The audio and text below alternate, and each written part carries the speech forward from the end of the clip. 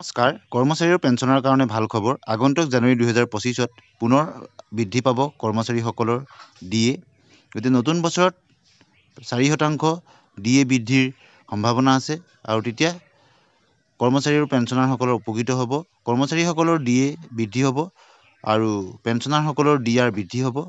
বছৰেকত দুবাৰকৈ ডিএ আৰু ডিআৰ বৃদ্ধি হয় ইতিমধ্যে আপোনালোকে 53%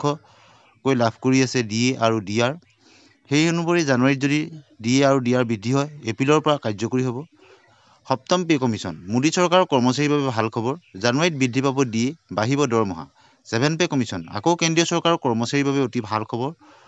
আকৌ বৃদ্ধি হ'ব কেন্দ্ৰীয় চৰকাৰৰ কৰ্মচাৰীৰ ডিএ অৰ্থাৎ ডিয়াৰনেছ এলাউন্স আৰু পেঞ্চনাৰসকলৰ ডিয়াৰনেছ ৰিলিফ বছৰেকত দুবাৰকৈ বৃদ্ধি হয় ডিএ আৰু ডিআৰ সেই অনুপাতে জানুৱাৰীত 2025 চনৰ ডিএ আৰু ডিআৰ বৃদ্ধি হ'ব আকৌ কেন্দ্ৰীয় চৰকাৰৰ কৰ্মচাৰীৰ বাবে অতি ভাল খবৰ সময় আহি আছে আকৌ অতি সোনকালেই বৃদ্ধি হ'ব কেন্দ্ৰীয় চৰকাৰৰ কৰ্মচাৰী ডিএ আৰু ডিআৰ গতিকে বৰ্তমান যিটো AICPNৰ প্ৰাইচ ইনডেক্স হি যথেষ্ট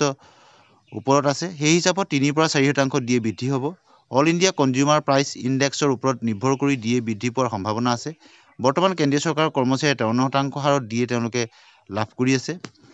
ইতিমধ্যে ছেপ্টেম্বৰ মাহলৈকে AICPNৰ সূচকাংক প্ৰকাশ পাইছে আগষ্ট মাহত all India consumer price index অনুসৰি 142.6% ছেপ্টেম্বৰ মাহত 143.3% আছিল আপোনালোকে নিশ্চয় জানে all India consumer price index অনুসৰি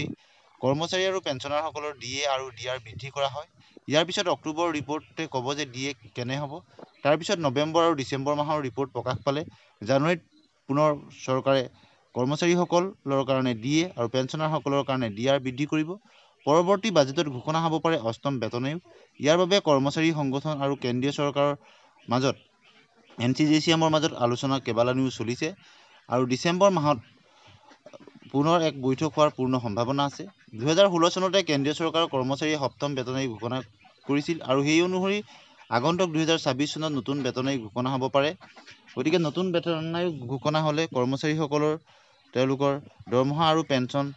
বৃদ্ধি হ'ব লগতে তেওঁলোকে যিটো বেছিক পে তেওঁলোকৰ বৃদ্ধি হ'ব গতিকে আজি এই খবৰকেইটা আপোনালোকলৈ আগবঢ়ালোঁ ধন্যবাদ